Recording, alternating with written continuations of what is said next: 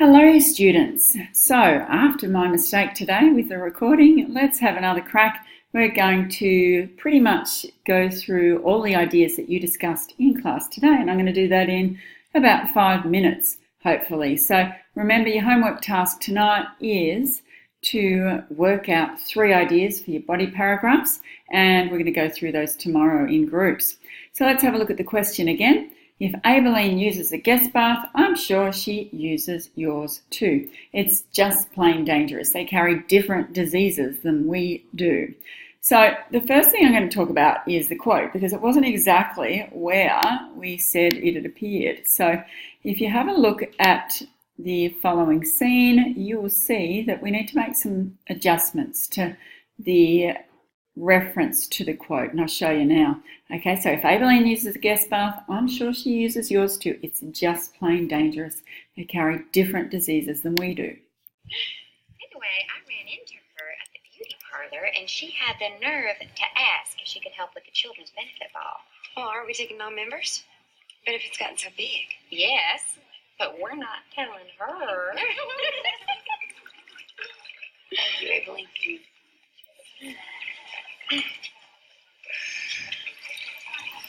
Really, I wish you'd just go use the bathroom. I'm fine. Oh, she's just upset because it never uses a guest bath, and so do we. Aibileen, go check on me, Mobley. Yes, ma'am. Just go use mine and Roy's. If Aibileen uses the guest bath, I'm sure she uses yours too. She does not. Wouldn't you rather them take their business outside? Have y'all seen the cover of Life this week? Jackie's never looked more regal. Tell Raleigh every penny he spends on a college bathroom, he'll get back in spades when y'all sell. Ugh, it's just plain dangerous. They carry different diseases than we do. Pass that. Okay, so you can see that the reference that we made to the appearance of the quote is incorrect, and that it actually happens during the bridge club scene at the beginning of the text. So note that in your books. Right, the next part of the question is this. The help suggests that doing the right thing by one's conscience is not always easy. So I've just highlighted some of those words that we talked about in class today. Just want to allude also to Cassie's reference to she and they and we, that establishes the division as well between the coloured and the white community. So Hilly really sets up that division throughout the text, and that enables her to legitimise or to put forward a very prejudiced, racist perspective. Okay, so have a think about that. Okay, so I've also highlighted the words dangerous and different diseases. So we can see that by using such inflammatory language and by again reinforcing the distinction between the coloured and the non-coloured folk, that Miss Hilly establishes herself as somebody that perhaps doesn't have a personal conscience. We're going to unpack that further in a minute. Okay, so the next bit, the help suggests that doing the right thing by one's conscience is not always easy. So when we're looking at the word suggests here, we're looking at an opinion. What is the help saying? Is the help saying that it's easy to do the right thing by one's conscience? Is it difficult to do the right thing by one's conscience, or is it not always easy? So there's different ideas that we're toying with here, because we're going to consider a number of different characters and how this statement can be applied to some of these characters. So we've also got the keyword right thing, and that's an important term to unpack. So what does it mean to do the right thing? Does it mean to be decent, to be kind, to be thoughtful, to be fair, to be sensitive? There's also a difference perhaps between legal and personal laws and rules with the Jim Crow laws. So you might want to talk about doing the right thing according to the law, as opposed to doing the right thing by one's conscience.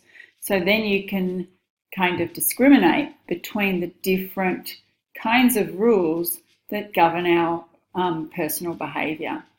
So if we have a look at our conscience, then perhaps there's some scope there for thinking about how the way that we act in terms of our own personal belief systems is quite different to the way that the law has expectations about our behaviour. So in the Deep South, we're obviously talking about laws that reinforce those divisions and segregations. So have a think about that. So in relation to conscience, what does it mean to have a conscience? Does it mean to be self-reflective, to be compassionate, to be humane? And again, I'll just assert this whole focus on context. The background context of the film, obviously 1962, Jackson, Mississippi. We're looking at these intense inflammatory racial tensions that are sort of bubbling away. We've got the shooting of Medgar Evers and that whole discussion around separate but equal, and that push in the South to continue those racist laws versus more progressive thinking that's filtering through from the North, okay, and that obviously the likes of Skeeter, have. So we've got this challenging of racial inequality and racist practices and assumptions that perpetuate stereotypes and reinforce the power of the dominant culture. So we've got the push for social, cultural and political change. So Sarah, I've just included some language there that's going to be really useful, I think, in building up quite a complex discussion about the way that acting and doing the right thing by one's conscience, in many ways in this film, does challenge those existing norms and those boundaries that exist in the Deep South. Okay, so we've looked at not always easy as well. So, difficult, challenging, some synonyms for not always easy. Impossible, risky. So there's that aspect of personal safety involved in challenging perhaps the status quo. There's social pressure to conform as well. What are your arguments as well? So once we've looked at the question and we've made that connection to the discuss, I'll start here actually. How are you going to shape this discussion? So you need to look at both sides of the question and then come up with an interpretation that emphasises one position over the other. So, for example, you might suggest that some individuals don't have a conscience and that they're guided instead by the laws of Jackson, Mississippi, and that it's on that basis that they are able to make decisions, whether rightly or wrongly. And Miss Hilly Holbrook is an example of that. She actually uses those racial segregation laws to articulate her view of the coloured situation and the home health initiative in terms of the bathroom out the back. So you need to look at both sides. So we've looked at the fact that some individuals don't have a conscience and are guided perhaps just by entrenched attitudes that they don't even question, that have always been that way, and that they don't see any need to challenge or to contest or to even question. In paragraph B, you might go, well, some individuals within the film do have a conscience and it's easy for them to do the right thing.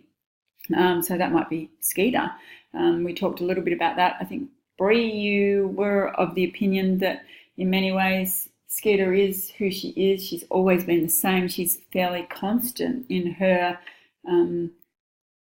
affirmation of equal rights and her sense of fairness and justice and equality and all that kind of stuff, and that there's a little to suggest that she does have this internal battle that some other characters are compelled to confront. Now, you mightn't all agree with that, but certainly you could develop that case that it's easier for her to act in accordance with her conscience because that is the main motivating thrust of her identity. that's debatable. I would suggest that there is a bit of a challenge and a bit of a struggle for her. Okay, then paragraph 3 or idea 3. Some have a conscience, but it's not always easy to do the right thing. So you might think about grouping some characters in a discussion of this nature. And you could even discuss, if you liked, Aileen, Minnie. You could even put characters who aren't aligned with the help. You could even put Elizabeth Leafault in there and look at their different responses to the situations that arise and how they're compelled to act, either with their conscience or against their conscience. And then with your conclusion, you really need to come up with some kind of statement that exemplifies your interpretation of the text. So in that regard, what I would be suggesting is, I'm just trying to get rid of this little thing, that despite the risks, acting with one's conscience is not only the right thing to do, it's the only way of enacting positive change and holding people to account. So, I'd wrap it all up by emphasising that point, I think. Finally, have a think about who you're going to talk about in relation to this question and what you're going to do in terms of grouping your characters, or whether you're going to predominantly focus on a character per paragraph, or whether you're going to really look at the ideas as shaping your paragraph and then integrate a discussion of the different characters and their response to the ideas that you're formulating. That is the more complicated response.